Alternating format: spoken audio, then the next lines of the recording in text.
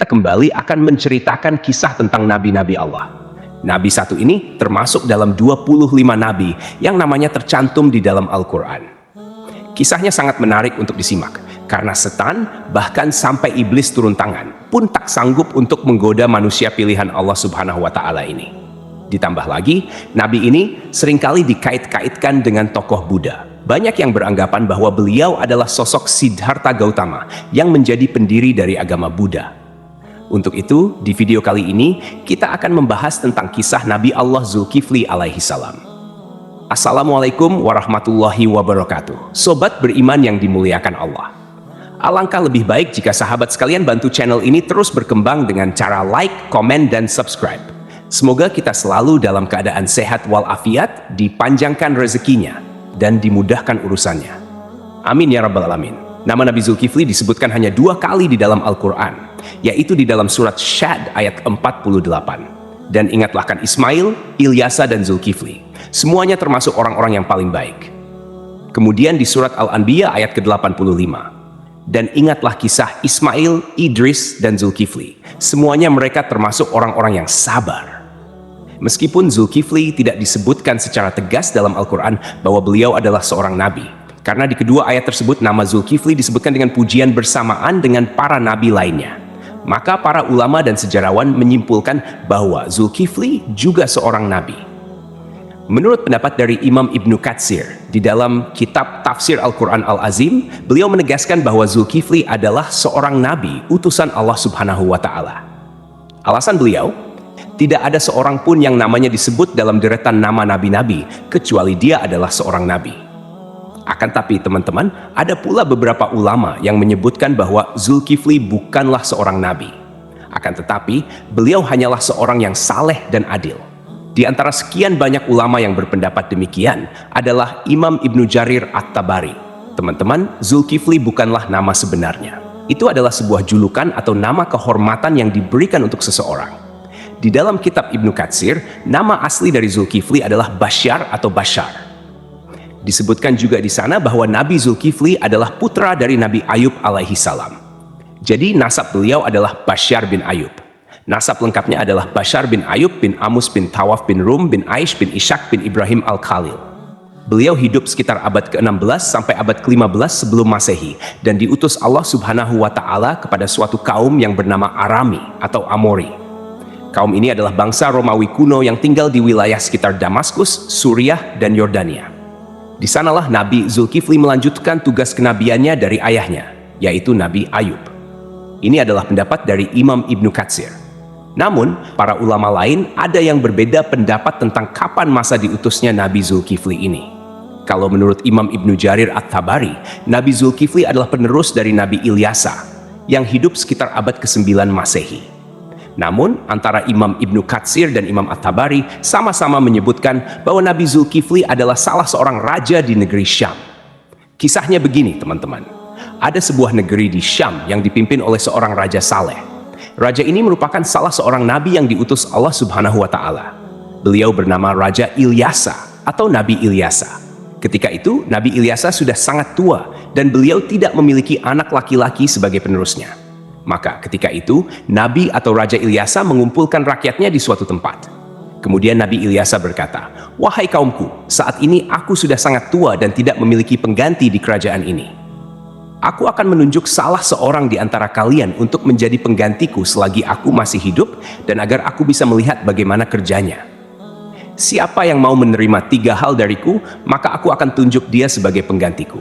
Yang pertama, selalu berpuasa di siang hari. Yang kedua, selalu salat pada malam hari. Dan yang ketiga, dia tidak pernah marah seumur hidupnya." Makanya orang-orang dari kaumnya merasa tak sanggup melakukannya. Mereka pun saling tap-tap-tapan satu sama lain, berharap salah seorang di antara mereka ada yang tunjuk tangan.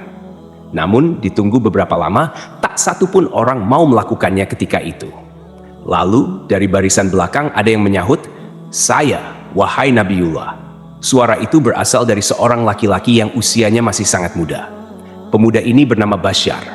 Kemudian Nabi Ilyasa berkata, "Wahai anakku, engkau masih sangat muda. Tugas ini sangatlah berat untukmu." Nabi Ilyasa pun menolak pemuda ini karena dirasa dia masih sangat muda dan terlihat masih sedikit pengalaman. Keesokan harinya, di tempat yang sama dan dengan orang-orang yang sama, Nabi Ilyasa berseru hal yang sama lagi kepada kaumnya. Tapi tetap saja, ketika itu tak ada yang mau menerima tawaran tersebut, kecuali pemuda yang bernama Basyar. Dia kembali mengacungkan tangan, dan lagi-lagi Nabi Ilyasa menolaknya dengan alasan yang sama. Sampailah pada hari ketiga, Nabi Ilyasa berseru hal yang sama. Beliau berharap kali ini bukan hanya Basyar saja yang tunjuk tangan. Tapi ternyata teman-teman, sama seperti kemarin, ketika itu hanya Basyar yang tunjuk tangan dan menyanggupi segala persyaratan tersebut. Alasan detail Nabi Ilyasa menolak adalah karena selain dia harus menjadi raja yang menjamin kesejahteraan semua kaumnya, dia juga harus menjadi hakim yang adil, yang bisa berlaku bijaksana dalam memutuskan segala permasalahan kaumnya. Nah, karena Basyar ini masih sangat muda, Nabi Ilyasa khawatir dia tidak bisa berlaku adil dan bijaksana. Akhirnya, karena sudah 3 kali tidak ada yang mau, Nabi Ilyasa pun mengangkat Basyar menjadi raja sekaligus hakim. Namun, kegiatan yang dilakukan Basyar tetap dipantau oleh Nabi Ilyasa. Basyar pun mulai menjalani puasa di siang hari dan salat atau beribadah sampai larut malam. Sehari-hari, dia juga selalu menahan amarahnya. Nabi Ilyasa kagum dengan pemuda ini. Tak disangka-sangka, dia sanggup menjalani semua persyaratan itu. Dia juga luar biasa bijak dalam menyelesaikan segala masalah di dalam kaumnya. Nabi Ilyasa bangga kepada Basyar yang telah menepati janji-janjinya. Karena itu, Basyar diberikan julukan Zulkifli, yang artinya sanggup. Karena kesanggupannya menjalankan semua persyaratan. Ditambah lagi, dia selalu berlaku adil dan bijaksana. Sobat beriman yang dimuliakan Allah, kisah naiknya Zulkifli atau Basyar menjadi raja disampaikan oleh Imam Ibnu Katsir di dalam kitabnya yang berjudul Qisasul Anbiya. Hanya saja, nama rajanya berbeda, bukan Nabi Ilyasa, melainkan di sana dituliskan raja itu bernama Yasa. Lain halnya di dalam kitab Ibnu Jarir, beliau menuliskan bahwa raja pada masa itu adalah Nabi Allah Ilyasa. Seiring berjalannya waktu, Nabi Ilyasa pun meninggal dunia. Kini, Raja Zulkifli tak ada lagi yang memantau. Sepeninggal Ilyasa, Nabi Zulkifli memimpin negeri Syam dengan sangat baik. Zulkifli sangat mementingkan urusan rakyatnya daripada urusan dirinya dan keluarganya. Beliau memegang teguh janjinya untuk selalu berpuasa di siang hari, beribadah di malam hari, dan tak pernah sekalipun marah. Zulkifli selalu sabar dalam keadaan apapun.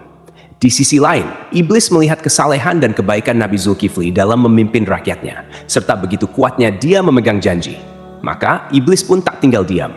Kemudian iblis mengutus tentaranya, yaitu setan-setan yang sangat kuat, untuk menggoda Zulkifli supaya minimal goyah sedikit keimanannya.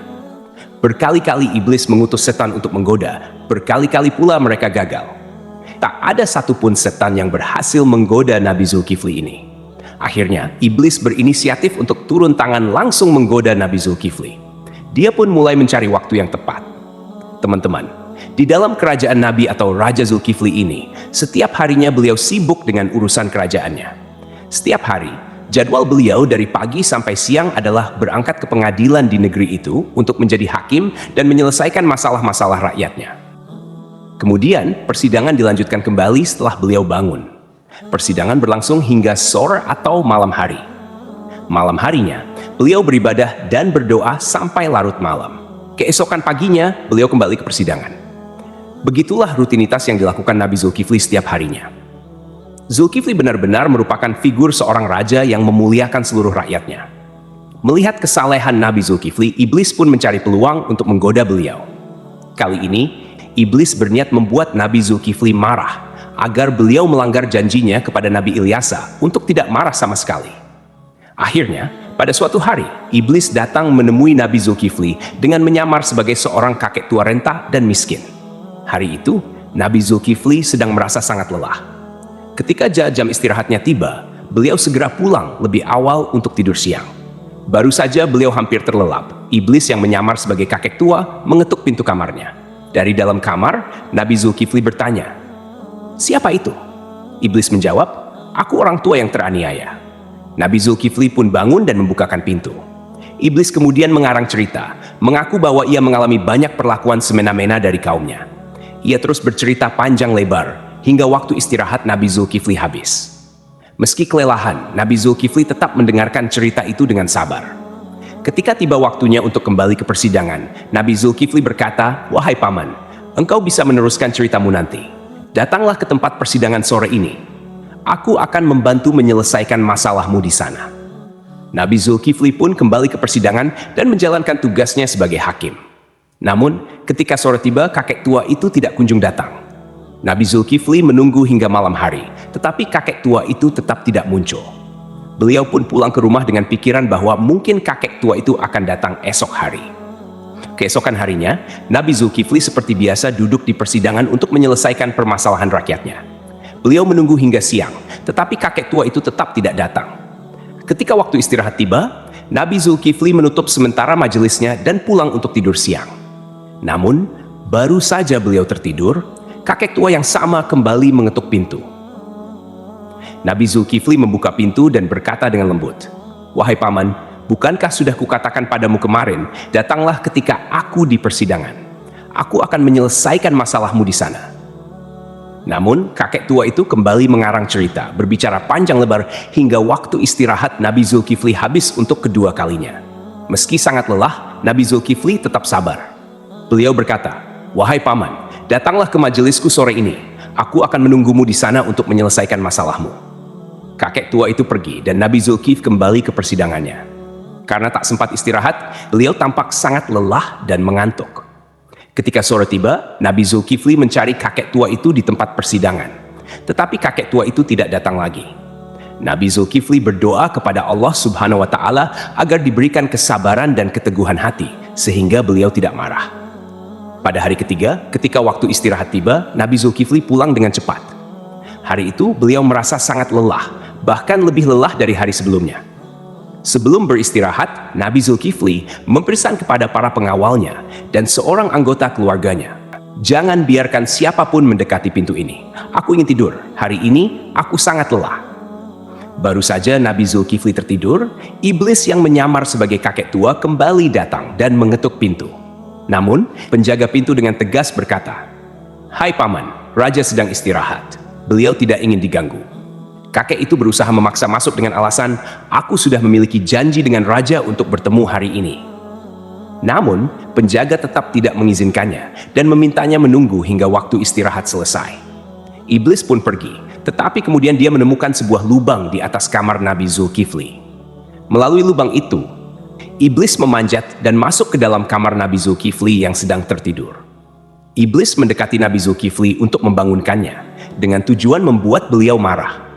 Saat terbangun, Nabi Zulkifli melihat kakek tua itu dan bertanya, "Hai paman, apa yang kau lakukan di kamarku? Bukankah aku telah menyuruhmu untuk menemuiku di persidangan?" Hampir saja Nabi Zulkifli marah, tetapi beliau menahan amarahnya dengan sekuat tenaga. Melihat Nabi Zulkifli tetap sabar, iblis merasa putus asa. Lalu iblis berkata, "Wahai raja, coba lihat aku. Apakah engkau tidak mengenali siapa aku?" Nabi Zulkifli memperhatikan lebih jelas dan berkata, "Engkau pasti musuh Allah." Kakek tua itu menjawab, "Benar, aku adalah iblis. Engkau membuatku tak berdaya dalam segala hal. Aku melakukan ini semua untuk membuatmu marah agar kau melanggar janjimu." Namun, iblis akhirnya menyerah karena tidak berhasil membuat Nabi Zulkifli marah. Lalu ia pergi meninggalkan kamar tersebut. Cobaan dari kaum yang menentang. Selain gangguan dari iblis, Nabi Zulkifli juga menghadapi cobaan lain berupa pemberontakan dari sebagian kaumnya. Beberapa orang dari kaumnya menentang kekuasaannya dan berencana menghancurkan kerajaannya. Mereka bahkan ingin Nabi Zulkifli turun dari jabatannya sebagai raja. Melihat situasi ini, Nabi Zulkifli mengumpulkan pasukannya untuk melawan para pemberontak.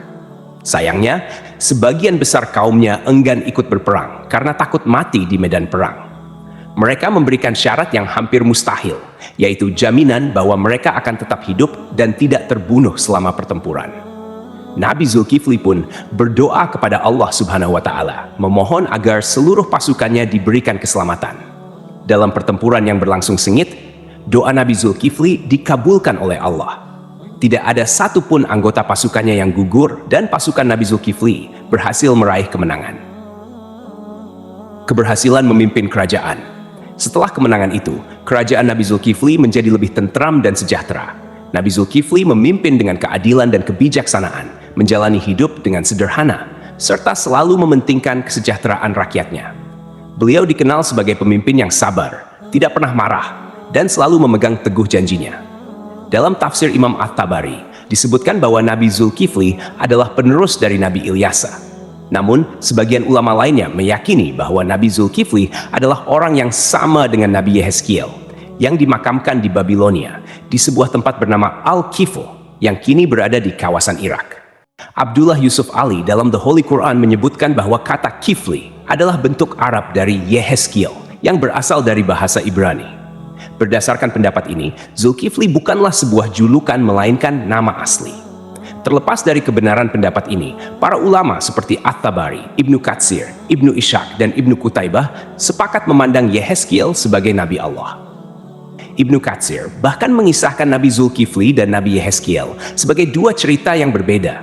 Artinya kedua nabi ini dianggap sebagai tokoh yang berbeda. Ada pula perdebatan panjang yang menyebutkan bahwa Zulkifli adalah sosok Buddha Siddhartha Gautama, seorang tokoh yang diyakini sebagai pendiri agama Buddha. Siddhartha Gautama diperkirakan hidup antara abad ke-6 hingga ke-4 sebelum Masehi.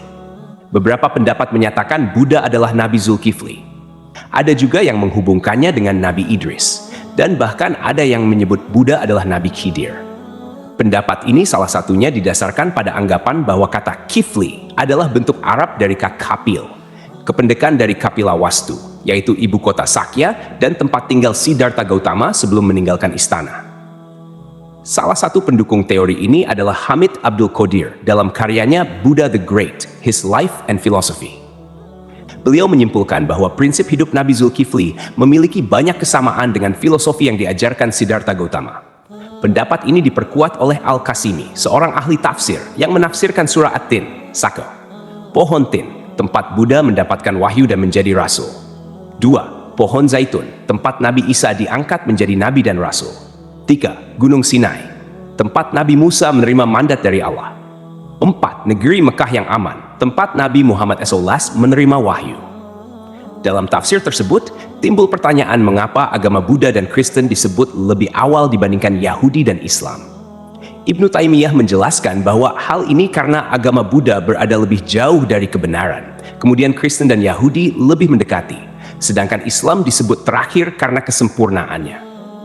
Namun, ada juga pendapat lain yang menghubungkan Buddha dengan Nabi Khidir. Dalam Al-Milal wa An-Nihal yang ditulis oleh Asy-Syahrastani, dijelaskan bahwa jika ajaran-ajaran Buddha benar, maka ia memiliki banyak kesamaan dengan Nabi Khidir. Adapun pendapat yang menyatakan Buddha adalah Nabi Idris didasarkan pada beberapa kesamaan, seperti aturan memakai jubah kebikuan. Dalam kitab Mustadrak Al-Hakim dari Ibnu Abbas, dikatakan bahwa Nabi Daud adalah seorang pembuat perisai, Nabi Adam seorang petani, Nabi Nuh seorang tukang kayu, Nabi Idris seorang penjahit, dan Nabi Musa seorang penggembala. Sementara itu, Siddhartha Gautama yang dikenal sebagai Buddha adalah seorang pangeran, putra Raja Sudodana. Pada usia 7 tahun, Pangeran Siddhartha memiliki 3 kolam bunga teratai, yaitu kolam bunga teratai biru, Upala, kolam bunga teratai merah, Paduma, dan kolam bunga teratai putih, Pundarika. Kata Atsidar, Sidra, atau Sidar yang merujuk pada makna bunga teratai menjadi hal yang patut diperhatikan, terutama bila dikaitkan dengan Nabi Idris. Kisah sang Buddha yang mencapai kesempurnaan menuju nirwana dianggap memiliki kesamaan dengan Nabi Idris yang mencapai surga Allah tanpa melalui kematian. Pada suatu malam, Pangeran Siddhartha memutuskan meninggalkan istananya dan menjalani hidup sebagai seorang pertapa. Di usia 40 tahun, beliau dikatakan diangkat sebagai nabi. Sebagaimana nabi-nabi lainnya, Buddha Gautama juga meramalkan kedatangan Nabi Muhammad SAW. Dalam ajarannya, ia menyebutkan tentang Buddha Maitreya. Aku bukanlah satu-satunya Buddha. Selepas aku akan lahir seorang Buddha lagi yang dikenal dengan nama Maitreya. Dia akan memiliki banyak sifat-sifat mulia dan utama. Sejarawan Muslim bernama Al-Biruni yang pernah tinggal bertahun-tahun di India mencatat dalam kitabnya Al-Hind bahwa para penganut Buddha di India tidak menganggap Buddha sebagai Tuhan, melainkan hanya seorang nabi. Demikianlah kisah Nabi Zulkifli yang dihubungkan dengan Siddhartha Gautama. Semoga kisah ini bermanfaat. Mohon maaf atas segala kekurangan. Yang benar datangnya dari Allah SWT, sedangkan kekhilafan berasal dari saya sebagai manusia biasa. Sampai jumpa pada kisah-kisah seru lainnya. Wassalamualaikum warahmatullahi wabarakatuh.